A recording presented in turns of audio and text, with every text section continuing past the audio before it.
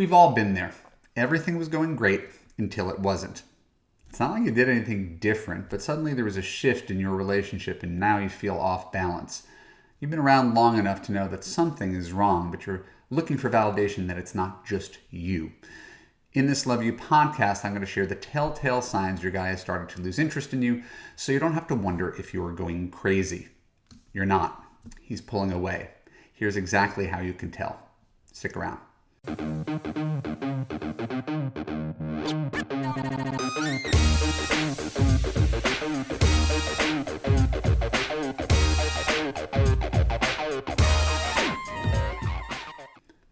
I'm Evan Mark Katz, dating coach for smart, strong, successful women and your personal trainer for love. Welcome to the Love You podcast. Keep listening to learn 10 painful signs he doesn't love you anymore. When we're done, I'll let you know how you could apply to love you to create a passionate relationship that makes you feel safe, heard, and understood. So this may be hard to hear, but that's why it's so important. Where your boyfriend used to lean in, now he's leaning out. Where he used to act eager, he's now acting distant. Where he used to praise, now he's withdrawn. And without further ado, I'm going to run down 10 signs that your guy is having second thoughts about your relationship in no particular order. They should sound familiar because they're all too common. Number one, the frequency of his texts goes down. I'm not a big texting person. I'm of a certain age. I know everybody uses text, the most common form of communication. And because it's the most common form of communication, you can be sure that if a guy is not proactively reaching out to you more or responding to you quicker, right? He's just leaving a little bit more distance between when you contact him and when he contacts you. If you were the one who has to kind of initiate, right? And you're kind of left on pins and needles wondering what's going on. Why haven't I heard from him when he used to text you every morning, good morning, beautiful? Well, yeah. So probably the most obvious way that a relationship is trending in the opposite direction is the lack of frequency of his texts. Number two, his willingness to talk on the phone. Now I know, again, that could be an age-based thing. Most people don't use the phone as the phone was created to actually talk to someone. But if you were a couple that was or does utilize the phone to talk or do FaceTime or to say goodnight or to iron out differences or whatever, if that's a staple in your communication repertoire, the unwillingness to talk, not a good sign. Your boyfriend should want to talk to you. He should look forward to talking to you. He shouldn't avoid it. If he is avoiding talking to you, you may have some trouble up ahead.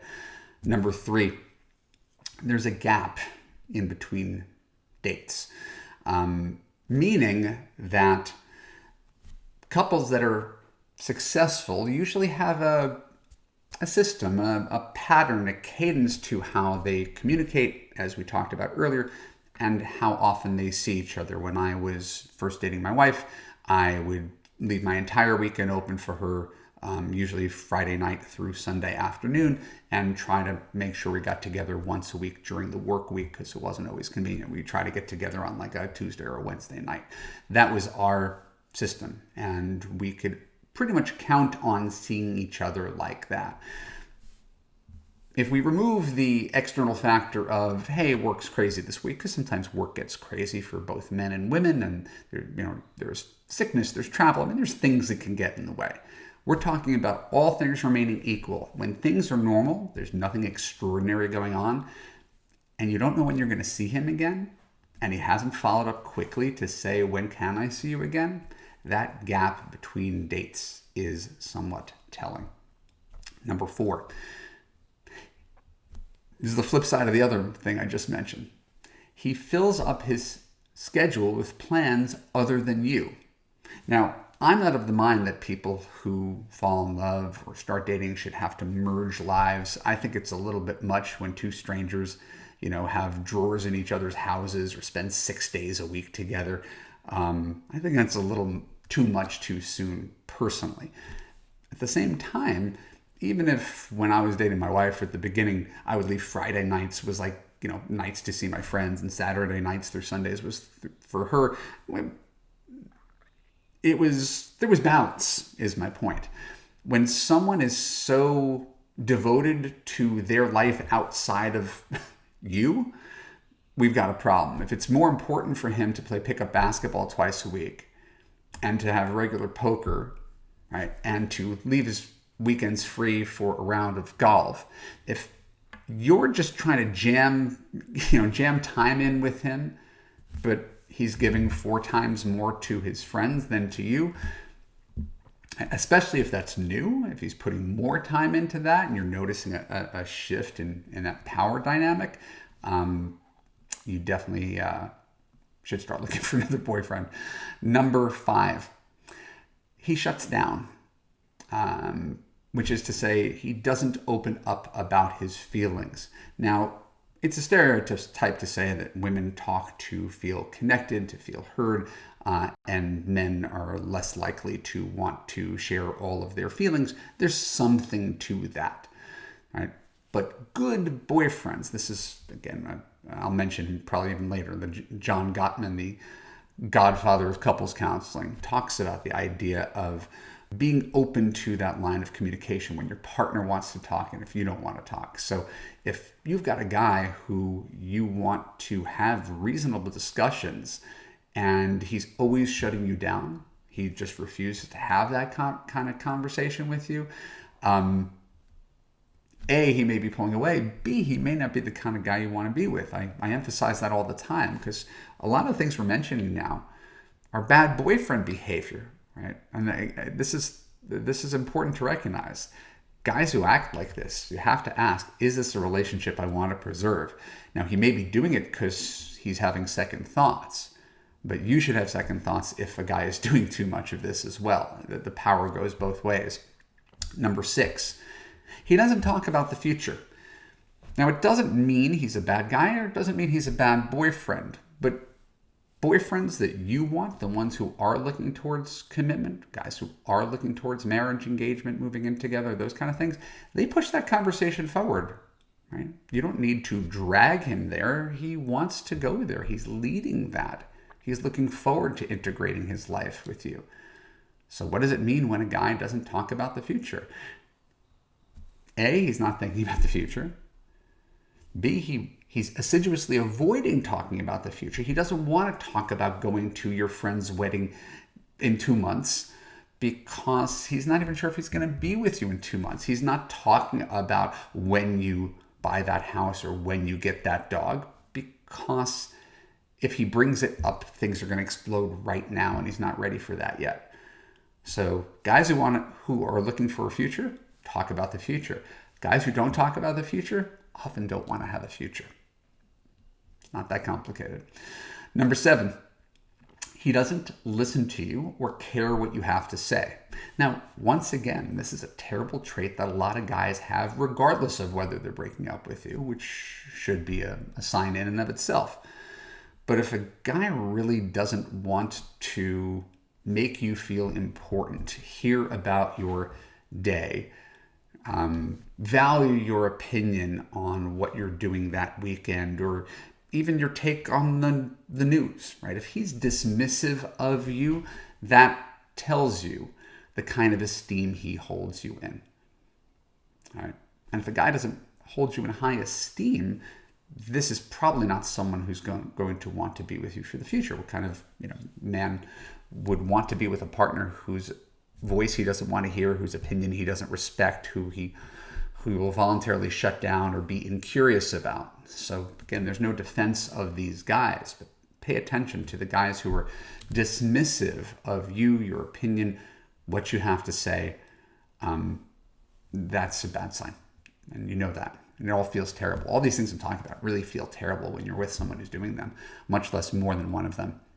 Number 8, he starts fights and makes a big deal about disagreements.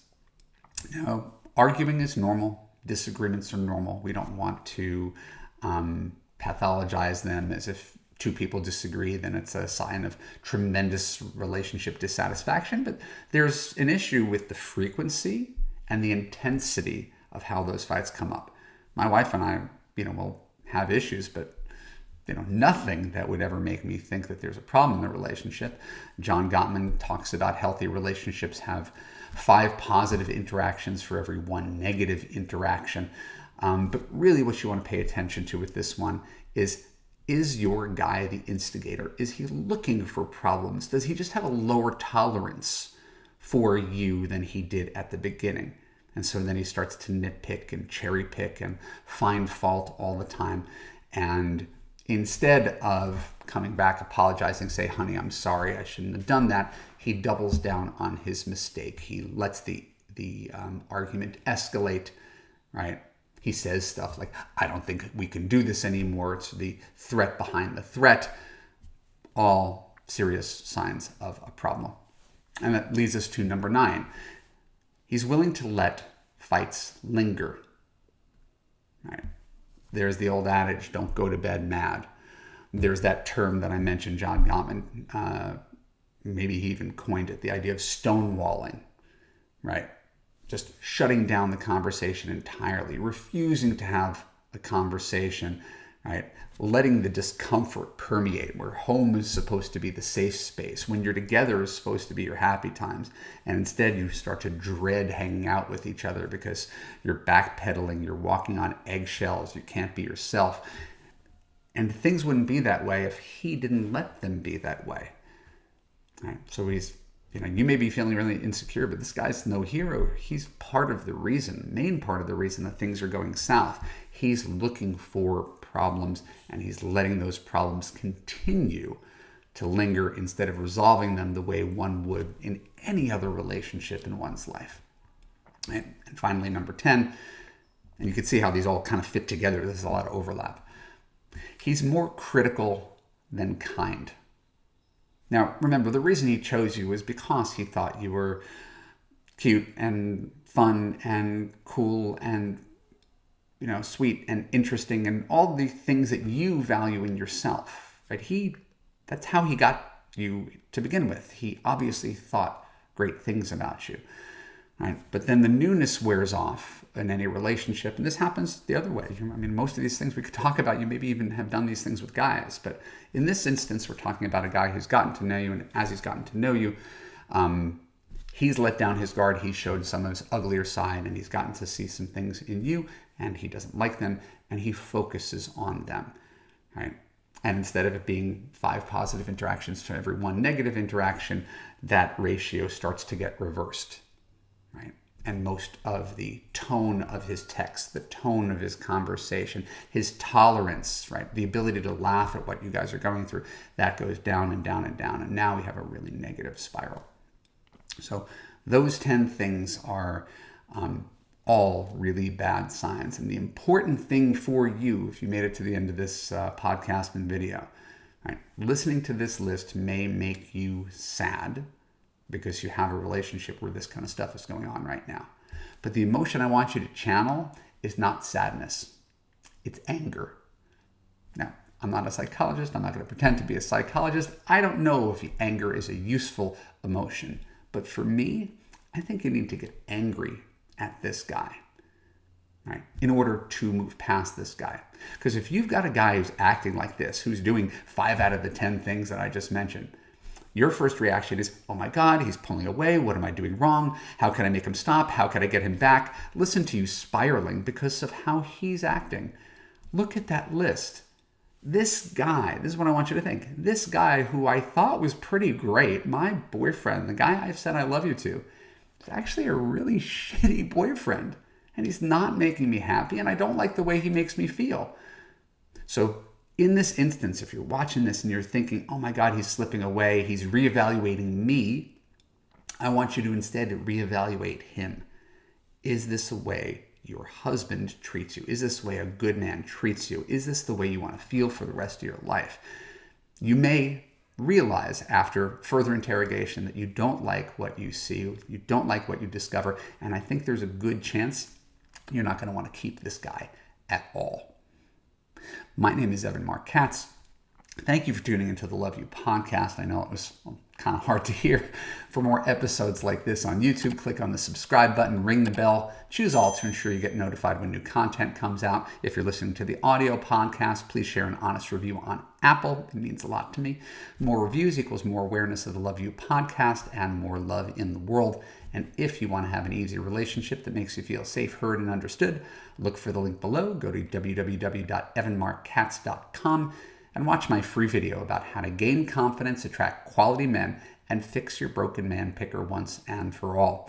When you're done, you can apply to Love You to join hundreds of other smart, strong, successful women in a community of others who are just like you, going through the same process and actually getting the unconditional love that they deserve.